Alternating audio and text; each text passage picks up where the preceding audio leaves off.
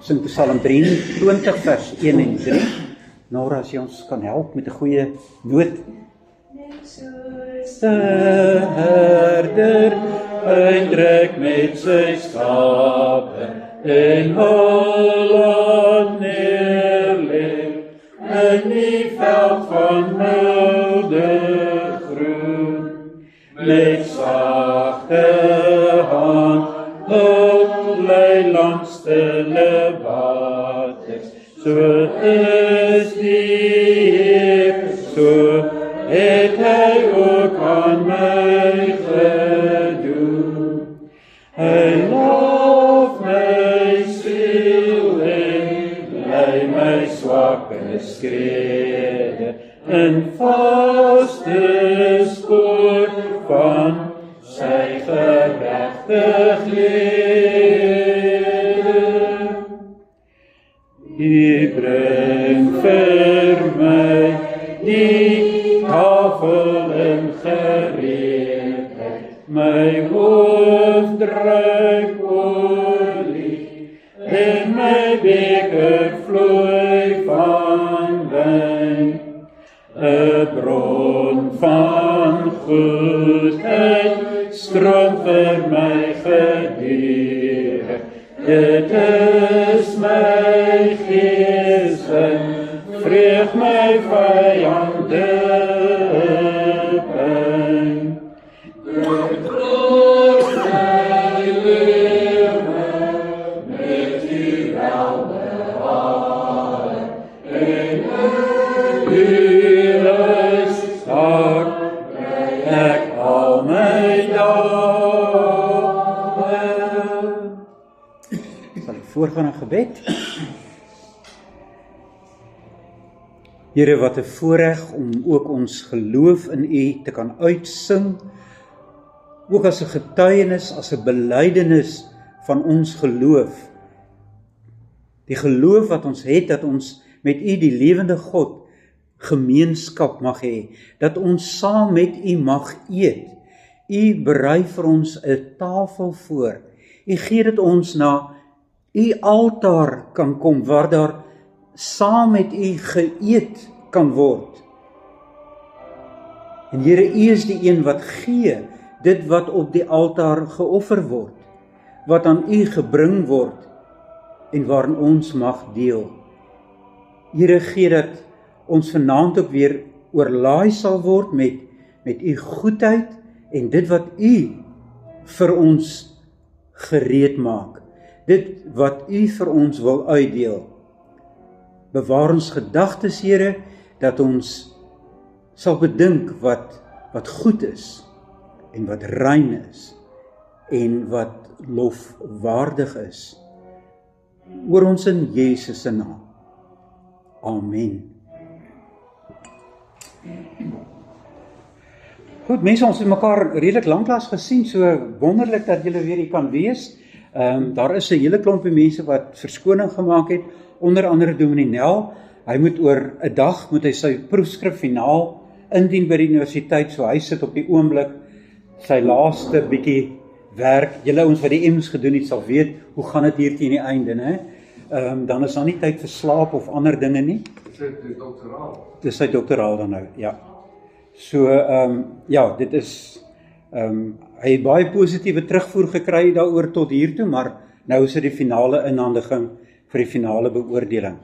En ek dink hy het 'n pragtige stuk werk gedoen. Ons hoop om dit te publiseer ook, so uiteindelik sal almal van julle dit hopelik kan lees ook, in elk geval die wat belangstel. Christus se liggaam as die plek van versoening in die brief aan die Hebreërs. So die konteks is die brief aan die Hebreërs, maar heel spesifiek die liggaam van Christus as die plek van versoening. En dit is, wat baie mooi daarvan is dat in die geskiedenis van die eksegese van die Hebreërs, dit eintlik nog nooit aandag, of nooit spesifieke aandag op 'n uitgebreide manier gekry het nie. En hy het dit nou op 'n baie mooi manier gaan doen. Goed mense, kom ons kom net gou weer by die groot prentjie van waarmee ons besig is. Ons het aan die einde gekom van Exodus, waar daar 'n wonderlike ding gebeur. Aan die einde van Eksodus is die tabernakel klaar gebou. En dan lees ons hier heel teen die einde van hoofstuk 40 in Eksodus, dat heel aan die einde hang Moses dan ook nog die voorhangsel op, en dan barsta hy uit die tabernakel uit. Want nou is die voorhangsel opgehang, en nou moet hy uit. En dan gebeur die wonder. As die voorhangsel hang en Moses is uit, wat gebeur dan?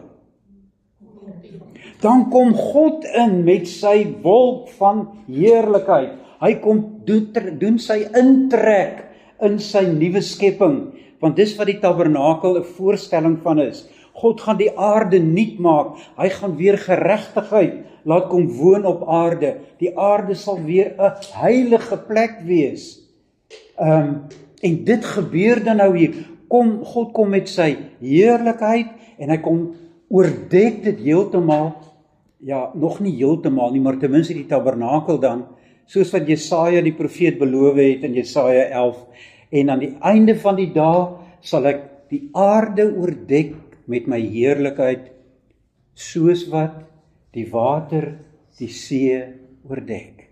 Dis die groot belofte van wat uiteindelik in die heel laaste dae sal gebeur, maar hier gebeur iets daarvan ook alreeds. God kom oordek sy skepping, simbolies in die tabernakel, met sy heilige teenwoordigheid. En dit wys vir ons op een funksie wat die tabernakel het. Die eerste, maar verseker nie die belangrikste funksie nie, is van die tabernakel is dis 'n blyplek van God, vir God by die mense. En dit is belangrik dat ons dit moet bysê, want God is nie 'n verlore seun nie. God is nie 'n verlore siel wat nêrens 'n blyplek het nie. Dis nie God wat verlore is nie. God het 'n blyplek. Die hemele kan hom nie bevat nie. Maar die tempel of die tabernakel dan in die geval is dan wel simbolies die plek waar hy kom bly. Dit is 'n blyplek vir God by sy skepping. En dan heel spesifiek by sy volk. Hy kom trek in by sy volk. Hy trek nie in by die Filistyne of die Jebusiete of Girgasiete en die Hetiete en die noem hulle op nie. Hy kom trek in by Israel. Dit is baie belangrik, want sy volk is 'n uitverkore volk. Juist daar wil hy kom wys wie hy is. So, die eerste belangrike funksie van die tabernakel, en dit moet ons in ons breinvliese laat inbrand, in ons breine laat inbrand. God wil by die mens bly. En julle sal hoor, ek het al meer kere daarvan gepraat, oor hoe ek graag verwys na God, gewoon omdat God homself so openbaar is, en dit is naamlik dat God is die Immanuel God. Hy wil dit van die begin af gewees het. En wat bedoel ek dus as ek sê God is die Immanuel God? God met ons. Dis nou net, as ek sê Immanuel God, is dit nou maar net Nuwe Testament taal, wat ek gebruik vir dit wat reeds in die Ou Testament baie duidelik sigbaar was. Van die begin af is God se skepping nooit afgehandel op die 6de dag nie. Mense, baie keer dan sal ons sê, ons het iemand uitgevang, hy praat van die 7 skepingsdae, en ons eintlik net 6.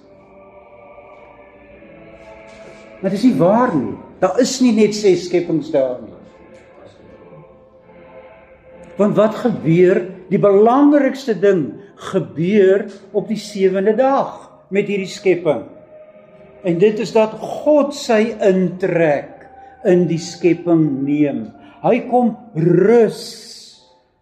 Met ander woorde, hy kom neem heerskappy oor. Dis wat God se rus is. Hy kom neem heerskappy oor van sy skepping. Skepping is nooit afgehandel voordat God nie ingetrek het nie. Dit is baie belangrik. Soos, en ek probeer nie nou spykers op laagwater soek, soos die Hollander sal sê nie. Julle ken die uitdrukking, né? Ek sien al die ouens wat glimlag, het so 'n bietjie Nederlandse agtergrond. Hulle spykers op laagwater soek beteken ek soek nie nou om die muggie uit te sif nie. Dis nie wat ek probeer doen nie. Dis 'n belangrike saak. Om te weet dat die skepping sonder God daarin is nutteloos, is waardeloos, het geen betekenis nie, het geen doel nie en het ook nie 'n einddoel of 'n geskiedenis nie. Die geskiedenis van God se skepping is die geskiedenis van God in en met sy skepping. Is julle nog almal by? Maak dit so klein bietjie sin, Peter? Ja? En dis ongelooflik belangrik, mense. Ons kan nooit oor God se skepping los dink van God nie. En dit is wat nou ook met die tabernakel weer geïllustreer word. Dit help nie Israel uit hierdie pragtige tabernakel, wat dan die voorstelling is van die nuwe skepping, en God is nie daarin nie. Brand die ding dan af, man, gooi hom weg. Gaan gee hom vir die Filistyne. Hulle kan dit dalk vir hulle kinders gee om mee te speel. Ek het 'n vraag hierso.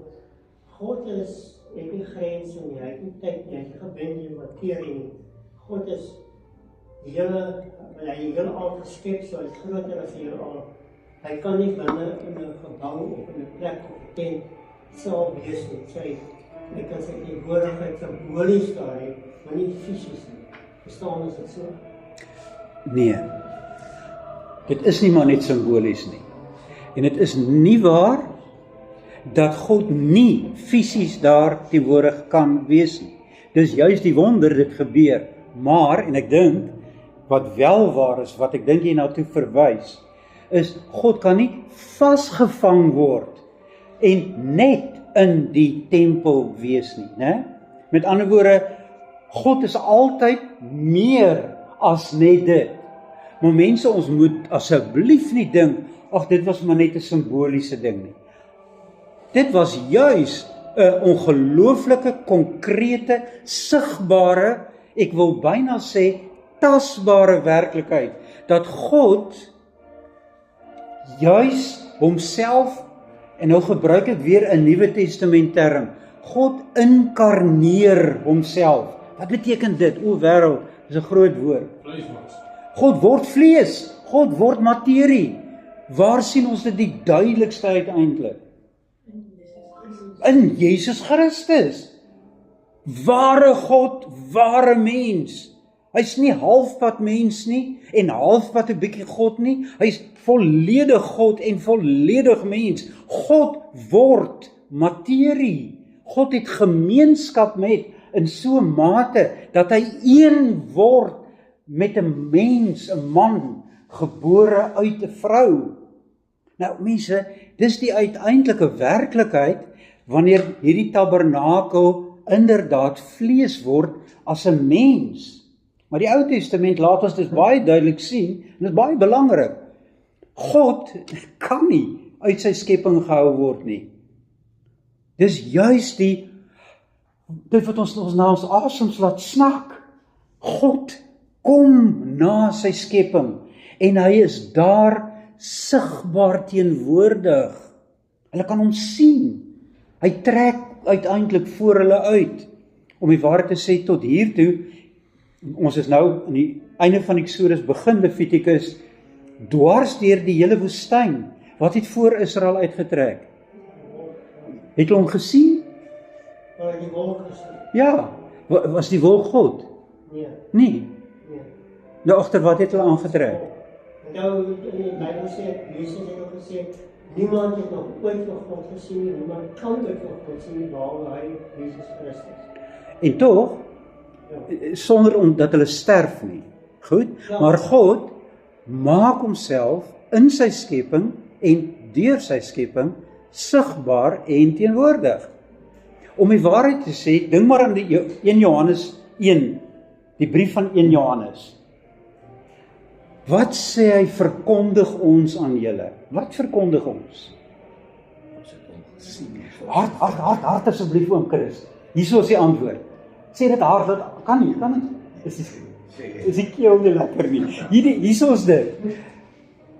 Dit wat ons gesien het, wat ons gehoor het, wat ons getas het, dit verkondig ons aan julle. Die probleem juis tussen die lesers van Johannes is, daar is juis mense wat sê, God kan nie materie word nie. God kan nie homself verbind aan sy skepping nie. As God daar is dit maar net 'n spook. Dan lyk dit maar net soos God se teenwoordigheid. Daar's die woord. Dis die gnostiek. En dit leef in ons tyd.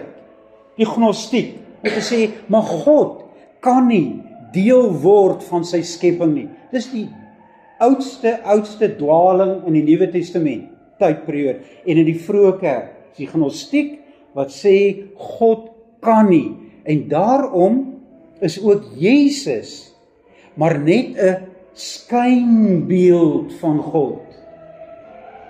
Terwyl wat sê Jesus in Johannes? Hy wat my gesien het die Vader gesien. Ek weet ons dink nie altyd so daaroor nie, Gert, maar is wel baie, baie belangrik dat ons dit moet, dis juis wat die tabernakel ons wil leer, is dat God inkarneer, dat God vlees en bloed word. Hy's tasbaar, hy's sigbaar, hy's hoorbaar en jy kan met hom gemeenskap hê. Mense, as dit nie so was nie, dan moes ons nou ons goedjies opgepak het en huis toe gegaan het. Want dan kan ons onsself met baie beter goed besig hou. Maar net 'n bietjie verduidelik die verskil tussen God wat teenwoordig is in die skepping, maar die skepping word nooit deel van God. Ja, baie belangrike onderskeid. Ek dink 'n mens moet dit altyd daarmee saamstem. Met ander woorde, dit beteken nie die skepping word God nie. En daarom selfs in die persoon van die Here Jesus. Julle sal weet, ken julle nog die geloofsbelijdenis van Athanasius?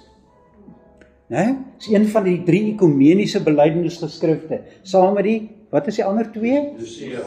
Lucia, die apostoliese geloofsbelijdenis, die geloofsbelijdenis van Athanasius. Nou veral in die geloofsbelijdenis van Athanasius word die volgende baie duidelik gesê, dat hierdie 2 nature van Christus, sy godheid en sy mensheid, is altyd onvermeng. En met ander woorde, dis nie, sy mensheid is 'n bietjie goddelik ook nie, sy mensheid word nie God nie, hy is God en mens. Met ander woorde, die skepping self word nooit, soos wat daar vandag in baie moderne filosofie geglo word, die skepping word nooit goddelik nie. Dis veral die panentheïsme. Pantheïsme, maar wat baie gewild geraak het in ons tyd, is die panentheïsme. Dis nie maar net dat alles, pantheïsme beteken alles in die skepping is ook God. Panentheïsme sê, God is in alles. Dis die panentheïsme, daai en is die Griekse woord en wat beteken in. So die panentheïsme wil sê, ons het elkeen soos wat ons hier sit, dra so 'n stukkie godheid in ons. Want ons is, en dis weer die dwaallering van die gnostiek wat sê, ons is almal 'n vonkie wat afgeskiet het van die ewige lig daar buite die skepping. En daai vonkie wat van die ewige ligbron afgeskiet het verdwaal geraak. En hy het hier op aarde beland. En voilà, daar's jy. Dis die gnostiek. Kan ek dit net geklaar maak? Hou net gou vas. En daarom, wat is verlossing? Verlossing vir die gnostiek beteken dat hierdie vonkie moet weer sy pad terugvind na die ewige lig. En hy moet weer sy goddelikheid uitleef. Hy moet weer God wees. Nou, mense, ek weet, dis alles filosofies, maar op 'n eenvoudige manier, leef dit. Gaan lees maar julle huisgenote, julle wat die Sari lees, en al hierdie Christelike tydskrifte. Dit is deurtrek met hierdie filosofie. Dis deurtrek daarmee. Dis skrikwekkend. Hulle sal dit nie sê presies soos wat ek dit nou gesê het nie, maar die agtergrond is daai filosofie. Daar's iets goddeliks in jou. Mense, dit moet ons asseblief losmaak. Gaan nou by jou wees, nie vergeet nie. Van hierdie wonder Want mense, dis die evangelie. God het vlees geword, onvermengd, maar ook ongeskeie.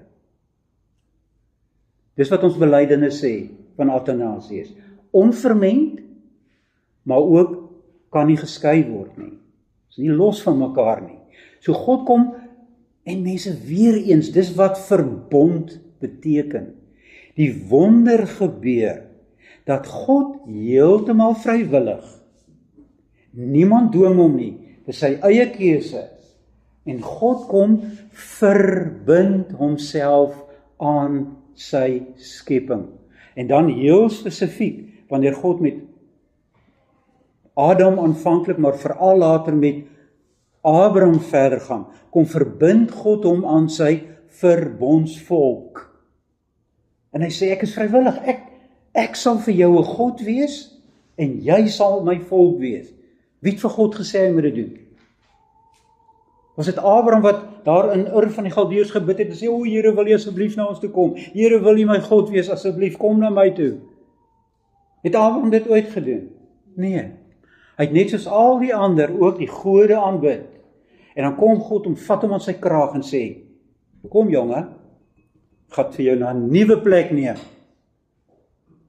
Ek gaan vir jou 'n nuwe skepping gee, 'n beloofde land waar ek alles nuut gaan maak. Uiteindelik my hele skepping, en dit is pragtig hoe Romeine dan ook sê, dat wanneer God Abraham roep, wat gee hy vir hom as erfdeel? Die beloofde land. Interessant dat Paulus sê in Romeine, ek dink dit is Romeine 3, dan sê hy, ek gee vir Abraham die aarde as erfenis. Want dis wat God met Abraham kom doen het. Ekskuus, jy was ongelooflik geduldig. Dis reg, 100%. Ek wil net sê, deur die genade mag ons inderdaad 'n stukkie van God besit deur die Heilige Gees in ons voet. Dink maar net. Dink net aan daai werklikheid dat die Gees in ons kom woon. Dankie.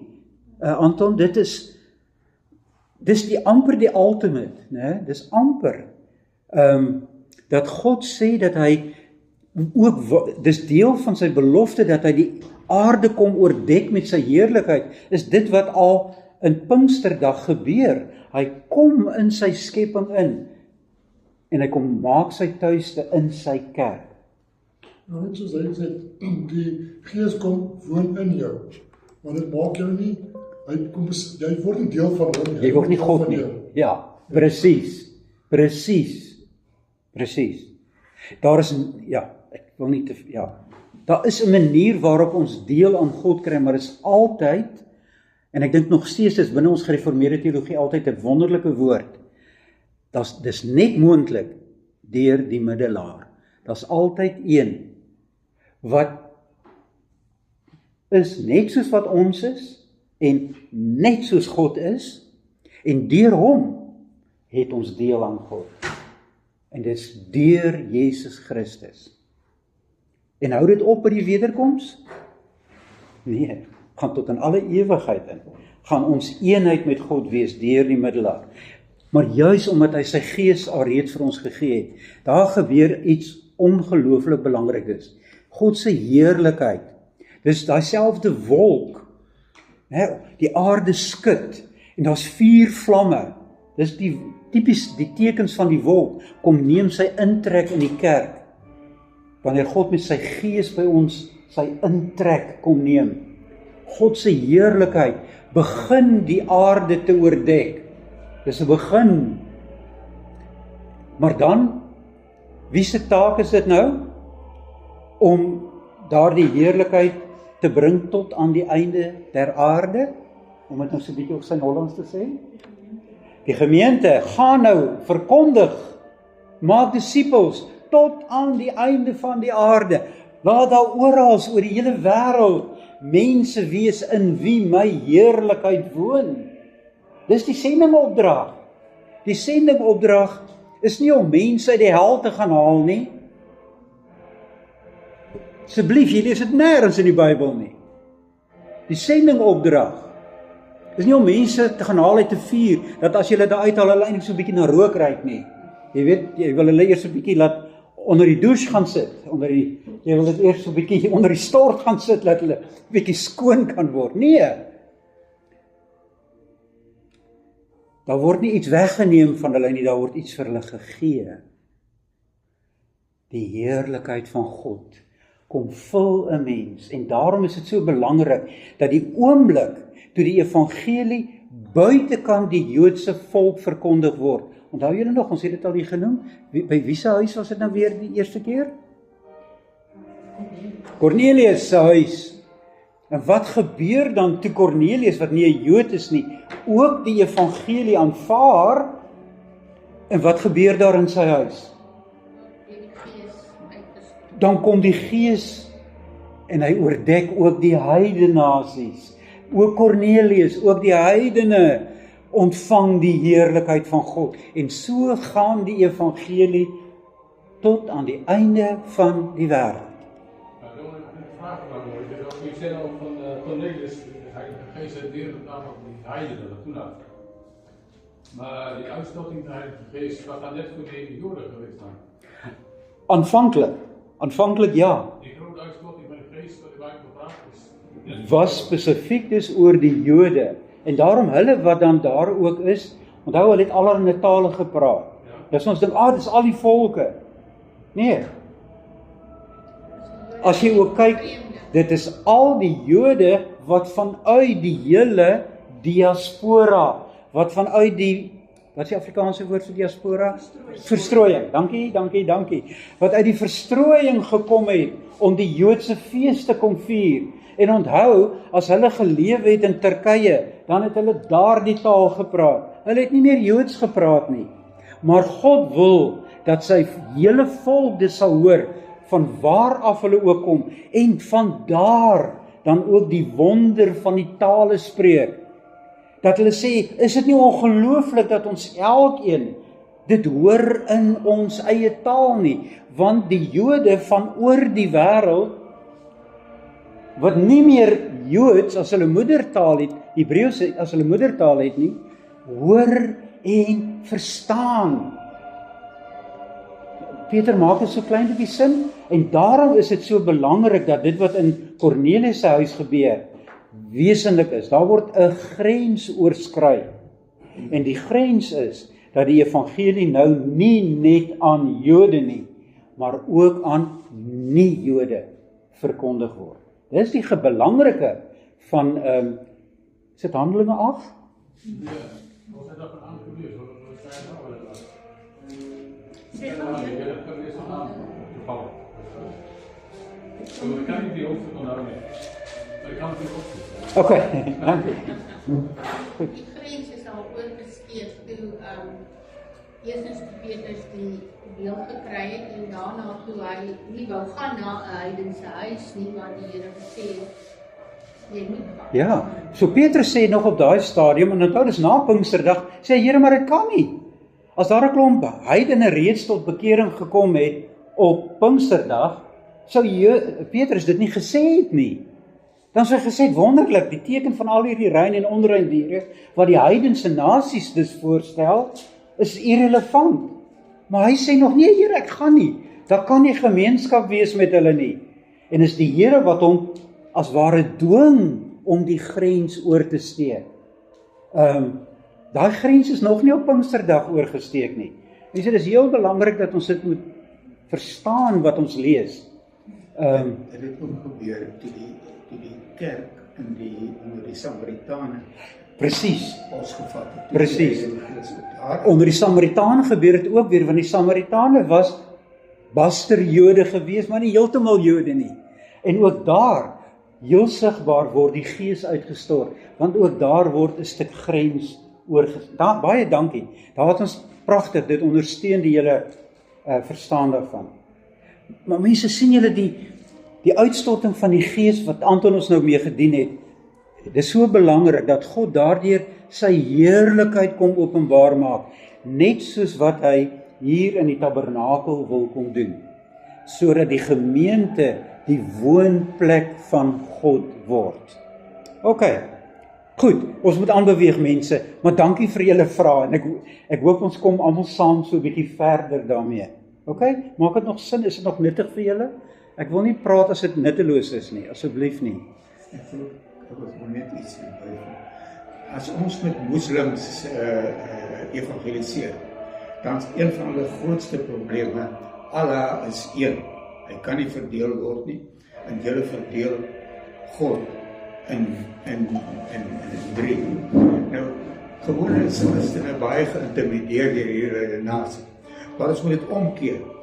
Ons moet juist sê, die drie eenheid versterk my geloof in God. Want ons daar staan in 1 Korintiërs 2. Dit is wat die skrif bedoel met die woorde, wat geen oog gesien het, wat geen oor gehoor het, wat niemand in niemands hart opgekom het nie, dit het God voorberei vir hulle wat hom liefhet.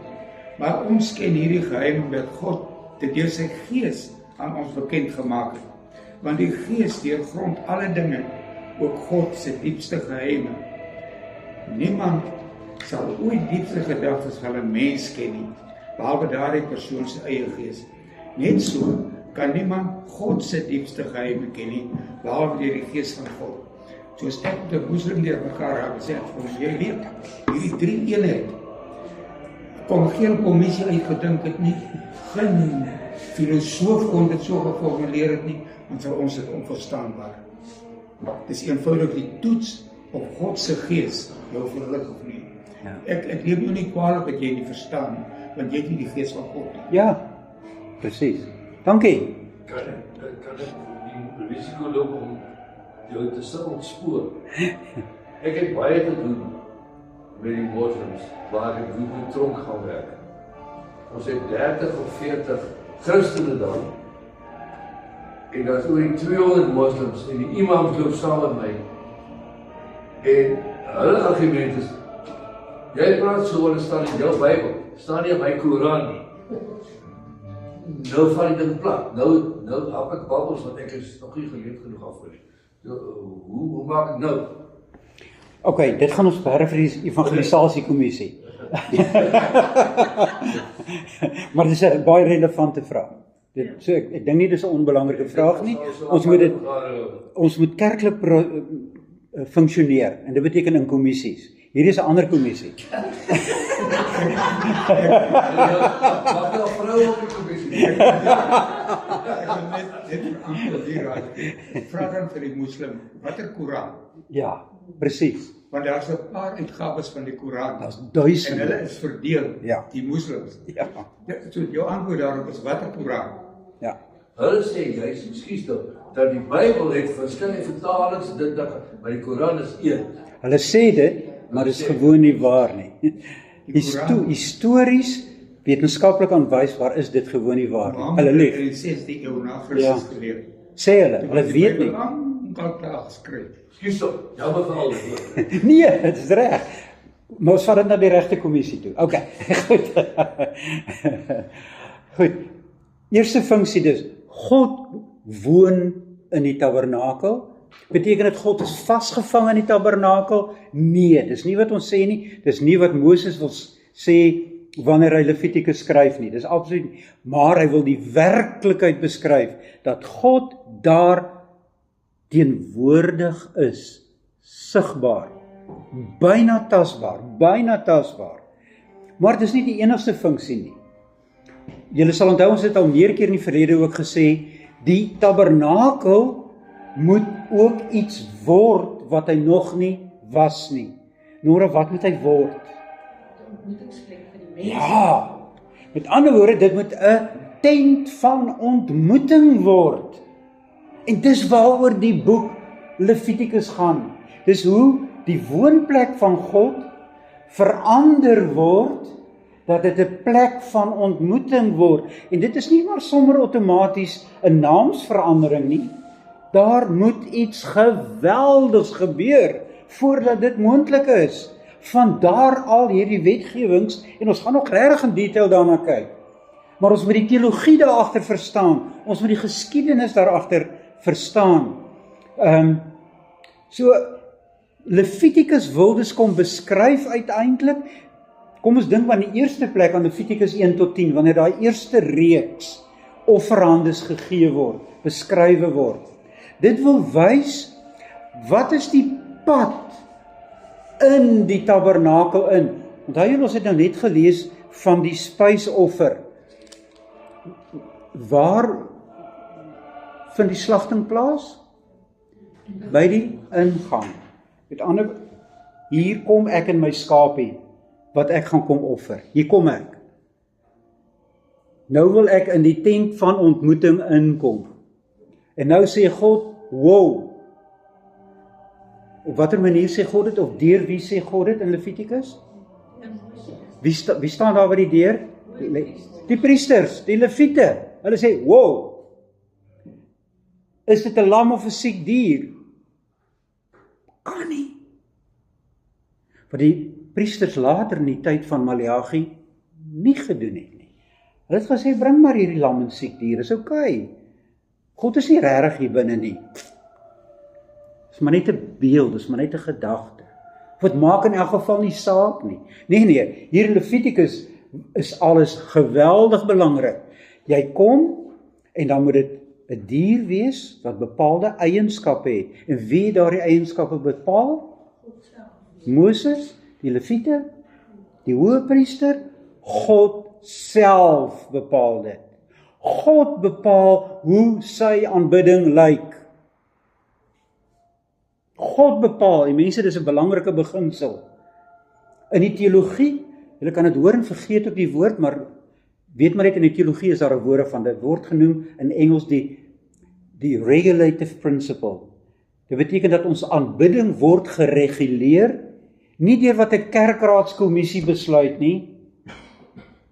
Ons aanbidding word gereguleer deur wat God voorskryf.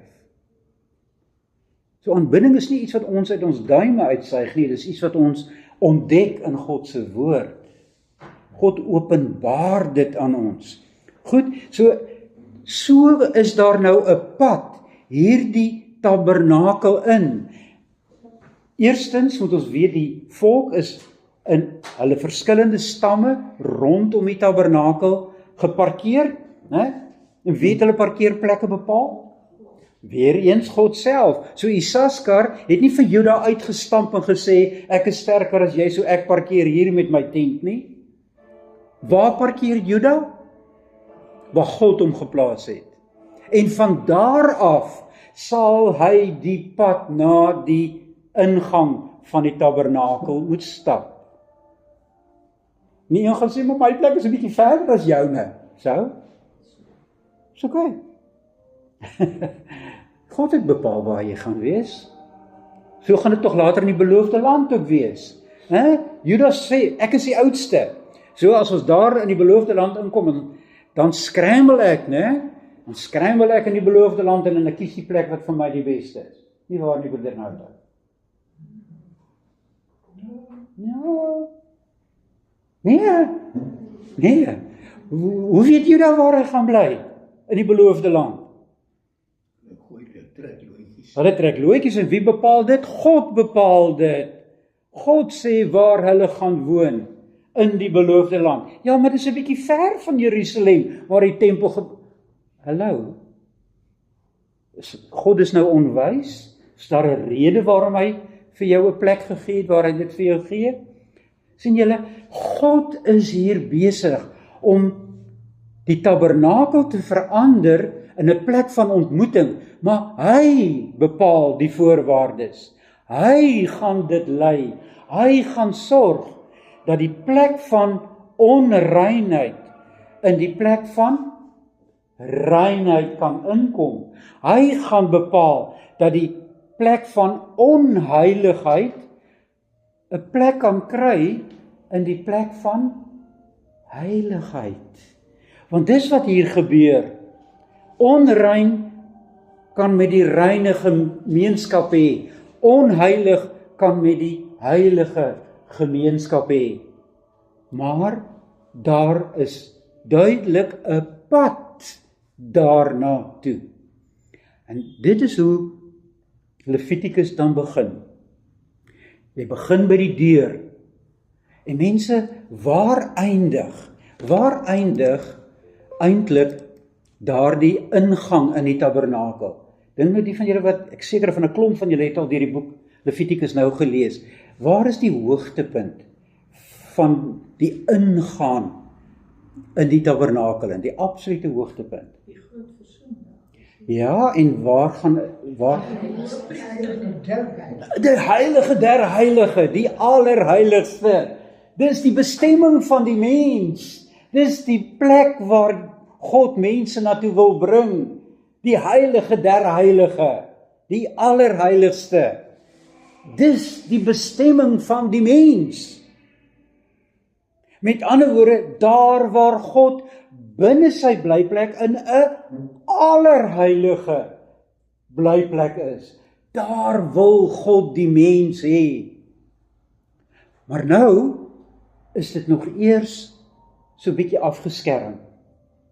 So wat wil God vir Israel daarmee al reeds sê? Die feit dat dit nou nog eers 'n bietjie afgeskerm is. Die feit dat almal nie sommer daar in die allerheiligste instorm nie. Want wie kom in die allerheiligste? Net die hoëpriester. En elke tweede week is hy daarin, hè? Een keer in 'n jaar. Dis baie eksklusief. Net die hoëpriester. Een keer per jaar, maar hy gaan daarin as 'n mens. Julle sal nog onthou, die hoëpriester het normaalweg vreeslike mooi klere aan, né? Daar's allerhande robyne en juwele en wat noem jy dit, semi-juwele, goeders, halfedelgesteentes is daar op sy borstas en hy's grand aangetrek, man. Hy het allerhande klokkies hier aan sy klere en hy jong dit tingel, dit is soos 'n vrou met al haar make-up aan, jy weet, sy's gedres vir die geleentheid. Maar as die hoëpriester op die groot versoendag in die allerheiligste ingaan, wat moet hy eers doen? Hy trek eers al daai gedoe, trek al daai rykdomme trek hy uit, want hy gaan nou daarin as een van die volk. En daarom, hy gaan net soos hulle eintlik lyk, hy gaan dus heel arm daarin. En daarom doen hy ook eers vir sy eie sonde versoening, en dan nie met die ryke hoëpriesterklere wat hy elke dag aan het nie, maar omdat hy die volk daar binnekant gaan verteenwoordig, gaan hy, kom ons sê dit, naak daarin. Julle verstaan wat ek daarby bedoel, né? Heel arm. Hy gaan daarin nie met sy heerlikheid nie, want daar binne is daar 'n ander heerlikheid wat ontmoet moet word, en dis die heerlikheid van God. Maar dis die bestemming, en Levitikus vertel nou hierdie verhaal, hoe die mens al nader aan God kan kom. Kyk, die dier word eers geslag, en dan, wat word met die bloed gemaak? As ons nou hierso lees van die maaltydoffer, waarna toe word daai bloed geneem? Na die altaar toe. En wat word dan daarmee gemaak? Let wel, met die beste dele van die dier. Daai vet en daai niere. Mense, as jy nou 'n Jood was, dan het jy nou gepir van lekker kry. Dis nou die lekkerste, dit is die fillets van ons tyd. Dis die filet. Is daai vet en die niertjie en net tot aan die kruis. En wat word daarmee gemaak? Dit word verbrand. En wat gebeur met iets wat verbrand? Styg op. Simbolies, waarna toe? Na God toe. En dit is 'n lekker reuk. Dit is soos 'n ete wat voorberei word. En daarom word dit 'n maaltydoffer genoem. 'n Altaar is dus niks anders ook as 'n tafel in ons tyd, in ons taal. Dit is 'n plek waar jy 'n ete saam met God mag hê. Ja, natuurlik. En daarom wat was dit was juist die taak dis van die Lewiete, dat daai goeders dat die leviete gedurig die tabernakel moes skoonmaak. Hulle moes hom gedurig gereed maak vir elke ontmoeting weer met die Here. Dit was hulle voltydse taak. Hulle moes sorg dat die lampe brand, hulle moes sorg dat daar brood is, hulle moes sorg dat die tabernakels nie onhygiënies is nie, om dit nou maar so te sê. So jy's reg, Diana, dit gaan maar 'n stinkerige spul wees. Maar afval is mos daar 'n spesiale plek. ja, Gesondere plek. presies, die ontlet wel is ook absoluut, die afval word nie daar verbrand nie, die binnegoed. Dit wys dis deel van die onrein gedeeltes. Dit kom nie daar nie. Dis net daai lekker reuke. Die kwart van die offer is binnegoed, vet, niere en goede soos dit. Nie die steaks nie. Die priesters het gekry. Presies. Maar my vraag is wat ek al lank al gewonder, wat sy nou sê, die altaar wat elke dag met bloed besprinkel word. Dit moet nou maar 'n groot storie geryk. Ja. Ja. Nee, en ek weet nie hoe dit skoonmaak nie. En in die allerheiligste is ek seker dat die priester gaan met besig van lap nie. Die hoofpriester een keer per jaar, maar elke slag ja, dan is dit ou bloed vir 'n jaar en dan nog 'n slag en nog 'n slag. Ek het al baie oor gewonder. Ja, ek ook. En ek moet eerlik sê, op hierdie oomblik het ek nie 'n antwoord nie. Hoe hulle dit uiteindelik skoongemaak het, weet ek nie.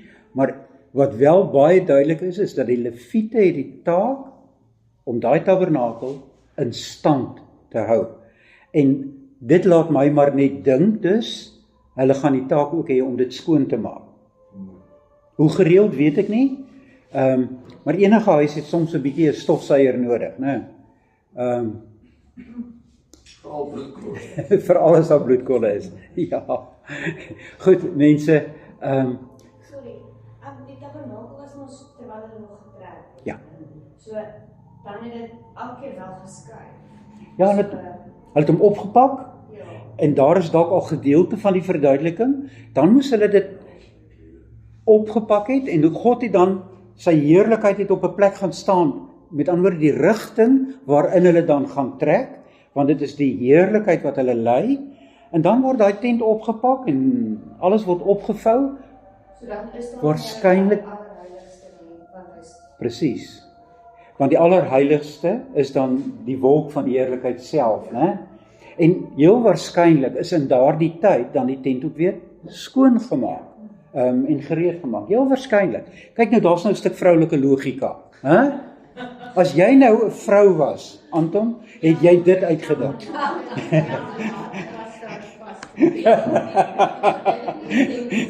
Nee, presies. Dan 7 jaar voor.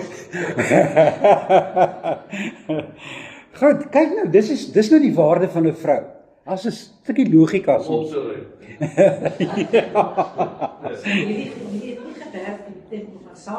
Nee, dit het inderdaad nie. So, ek gaan daarin julle 'n antwoord skuldig bly. Ek weet nie. Ek weet eerlik nie. Ek moet maar leer nog daaroor. Maar mense, julle sien dus, op hierdie manier word die woonplek van God 'n plek van ontmoeting. Maar dit gebeur op God se voorwaardes, volgens God se voorskrifte. En dit is maar wat Levitikus dus wou aandui. En dit bring my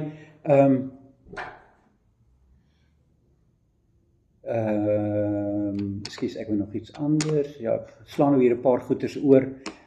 Die erediens in die Here se teenwoordigheid maak juis heilig. Die lewe van God se gemeente word daarom ook vandag gevorm deur die erediens. Dit kan julle by die huis ook so 'n bietjie gaan oor nadink en daar beantwoord. Daar is dus hierdie dramatiese beweging in die boek Levitikus. Die beweging is een van verdieping van intimiteit met God. Eers is God net die wolkkolom wat voor hulle uittrek, dan is hy die wolkkolom wat op sy berg by hulle teenwoordig is, en dan vanaf die berg word die voorskrif van die tabernakel gegee, en word die tabernakel gebou, en kom woon God nie meer op die berg nie, maar in die tabernakel, en dan trek hy die volk. Sien julle die beweging wat plaasvind? Dis die hele tyd meer intiem, meer intiem, meer intiem. Dit laat my dink aan 'n baie bekende ou Halleluja liedjie, wat sê, nader my God, steeds naderby. Ken julle jong mense nog die lied? Nee, ken julle dit? Ons jong mense ken dit. Nader my God, steeds naderby. Het jy die film Titanic gesien? Nou, as jy hom weer gaan kyk, wanneer die Titanic sing, is daar so 'n orkesie, en dan speel hulle 'n lied. Ja. Dit is die lied wat hulle speel. Nearer my God to thee. Daar's hy. Nearer my God to thee. So die nuwe geslag behoort, Rihanna, ken jy dit? Toe maar jou ma sal jou vertel. Goed. Die Titanic iets op die groepie sit, jy sal verstaan. Goed mense, julle sien dus, God is letterlik op reis met die mens. Hy is in beweging met die mens en hy trek die mens al nader en nader. En is die nabyheid van God in die tabernakel die hoogtepunt van God se nabyheid? Of kan God nog nader kom? Vertel. Ja, daar's die werklike inkarnasie. Daar's die nabyheid van God. Inderdaad, wanneer Johannes dan ook sê, Johannes 1 vers 14, en God het nou onder ons kom, en dan word daar letterlik in die Grieks die woord gebruik, God het onder ons kom tent opslaan.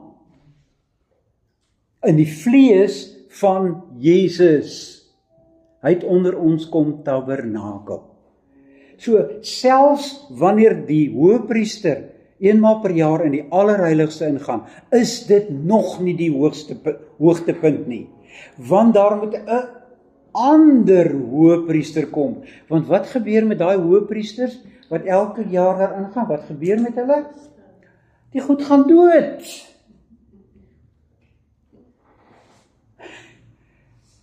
Hulle is nie goed vir die langtermyn nie. Hulle is soos tyres op 'n mens se kar. Jy moet elke nou en dan met die band vervang word. Daar's slytasie.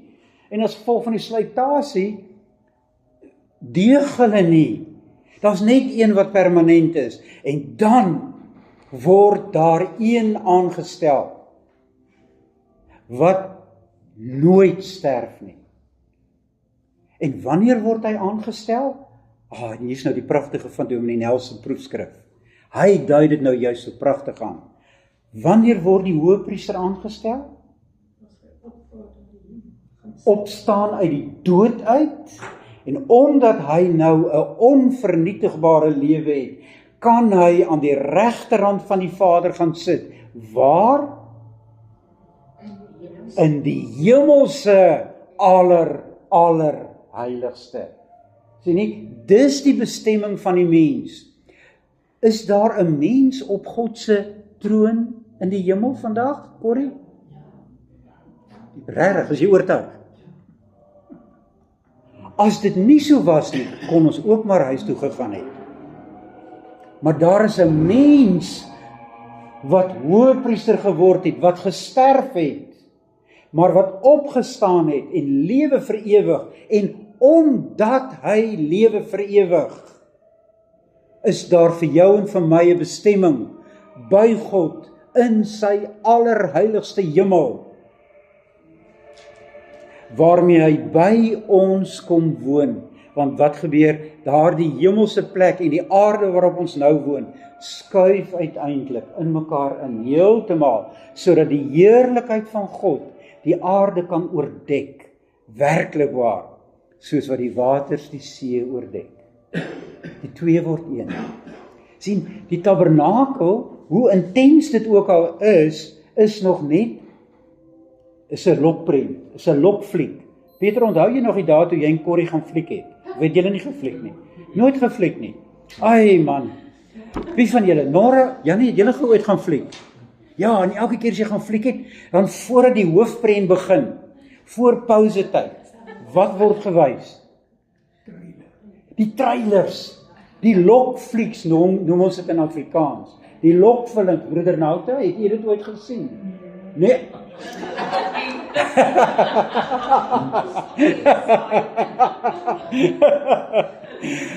Dan het, en dit was wonderlik. As jy daai lokflieks kan sien, dan nou weet jy wat jy volgende week en die week daarna dalk kan kom kyk. Nou, die tabernakel was 'n lokfliek, mense, verskoon my vergelyking dus, maar julle verstaan wat ek daarmee probeer sê, but it's not the real thing yet. En dit is hoe Hebreërs dit dan ook noem, dis 'n afskadu, dis 'n skaduwee, dis die trailer, soos oom Chris dit genoem het, dis die lokfilm, maar hy lok wel, hy trek jou. So mense, as jy Levitikus lees, dan moet jy in verwondering wees dat daar 'n vervolgverhaal reeds is op Levitikus. En dit is Matteus, Markus, Lukas, Johannes, Handelinge, Hebreërs, Openbaring, wat vir ons vertel waar Jesus nou is. En dink net, wanneer Jesus opvaar na die hemel, wat is die belofte wat hy vir hulle gee? En kyk, Matteus 28, en kyk, let wel, dis wanneer hy weggaan, sê hy, en ek is met julle. Wow, hoe werk dit? Ek gaan weg, maar ek is by julle. Presies, want hy is op 'n bepaalde manier by ons, soos wat Anton vir ons net gewys het, deur die Gees. Ek is jammer mense, ons gaan daar moet ophou, behalwe Anton wat nog 'n opmerking het. Maar die verheerlikte Jezus is nou is die goddelike hoedanigheid aan die regterkant van God, nie as mens. Wow. Hy is juis as mens. Hy is as die een wat het God opgestaan uit die dode. Thomas moes sy hande voel. Ja. En daai liggaam. Daai liggaam sit nou op die troon, want dis jou en my bestemming, my broer. Dit is nie meer 'n mens nie. Dis 'n verheerlikte mens. Oh ja, Dis 'n heel ander ding. Nee, natuurlijk, dis nie heel, dis anders, maar dit is nog steeds die een wat met daai liggaam aan die kruis gehang het. Hy wys vir Judas na sy opstanding die wonde aan sy liggaam. Ja, maar dit was op aarde. Tog, hy het net mens geword om vir ons verstaanbaar te wees. Hy is nou tog terug weer in sy goddelike formaat. Mense, Dis God en mens. wow, as dit waar is, Anton, wat jy sê, moet ons boeke oppak en huis toe gaan. Ons gaan nie af van nou huis toe. Nee, maar regtig, hierdie ding is, want dit is presies eintlik wat ons net nou ook oor gepraat het. As Jesus nie as mens opgevaar het na die hemel nie, waarmee is ons besig? Want hy nie 'n ander vorm van mens. Hy's 'n verheerlikte mens, natuurlik. Net soos wat ons, wanneer ons opstaan uit die dood, ook. Maar is hy nog bloed in die organe? Hy's nog vlees en bloed. Jesus sê dan vir Thomas, kom, vat aan my. Ja, dis Kom. aarde, voor sy hemelvaart. Maar hy het met daai liggaam opgestaan. Hy het nie eers verander daarna nie. Hy het verander toe hy uit die dood uit opgestaan het. Hy het nie daarna verander nie. Dis met daai liggaam wat hy opvaar. As hy opvaar na die hemel, Handelinge 1, vaar daar 'n spook op in die hemel. Miskien moet jy dink, die hemel is nie bo kan die hoog. Nee, presies, dis 'n ander dimensie. Ja, dankie, dis 'n ander dimensie wat hy ingaan. En ja, daarom moet ek en jy heeltemal nuut gemaak word. En hy selfde 1 Johannes wat gesê het, hom wat ons gesien het en wat ons getas het en wat ons gehoor het. Daai selfde Johannes sê dan net in die 2de hoofstuk. Nee. Ja, in die 2de hoofstuk sê hy, en wanneer ons by hom gaan ons wees net soos wat hy is. Maar dan sê Johannes 'n belangrike ding by. En hoe dit gaan wees, weet ons nog nie. Ons weet dit nie. Met ander woorde, hy is daar as mens in 'n verheerlikte vorm. Hoe moet ons onsself dit voorstel? Wel, selfs een van die apostels sê, mense, ek het aan die grens gekom van my woordeskat. Ek het nie woorde daarvoor nie. Maar dis 'n mens. Mense, as daar nie 'n mens opgevaar het aan die hemel nie, is ons geloof nutteloos. Nutteloos. Ja, dis 1 Korinte 15. Maar ook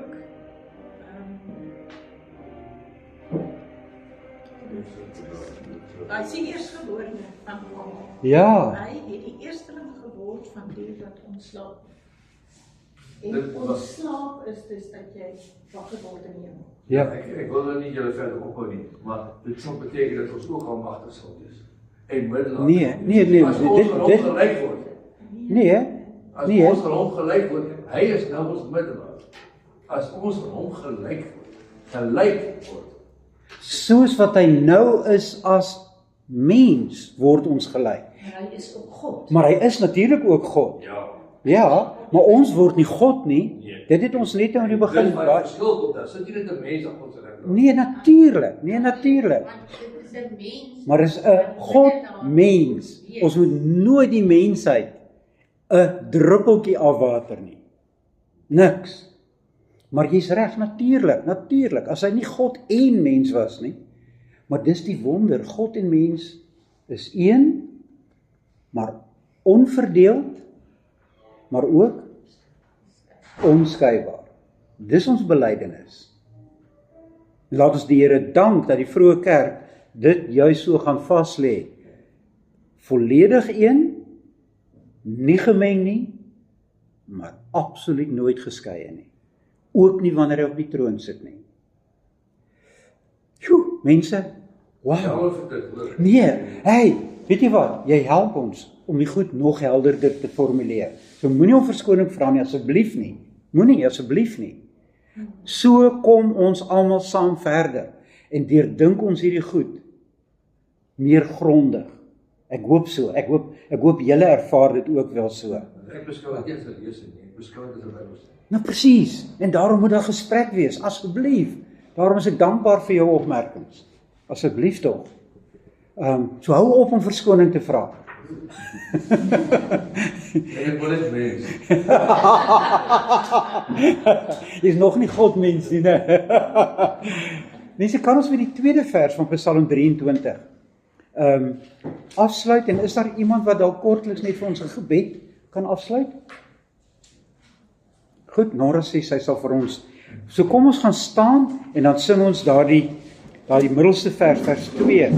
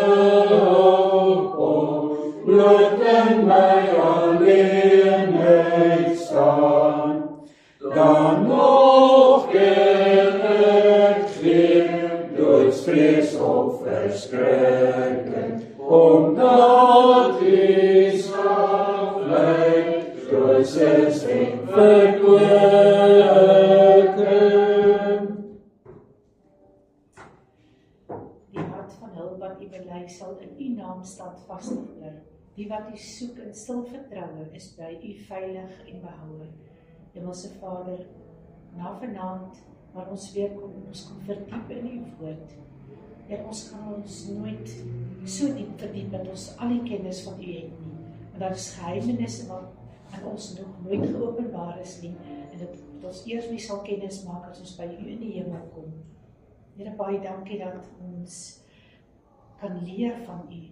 En dat die wonder van u verlossing groter mag word in ons lewe. En dat ons oë mag opslaan na u en sê, heilig, heilig, heilig, is die Here die God die Almagtige, die skepper van hemel en aarde. Here, waar ons aan die begin van 'n nuwe week staan, vra ons u om met en by ons te wees, ons te begelei.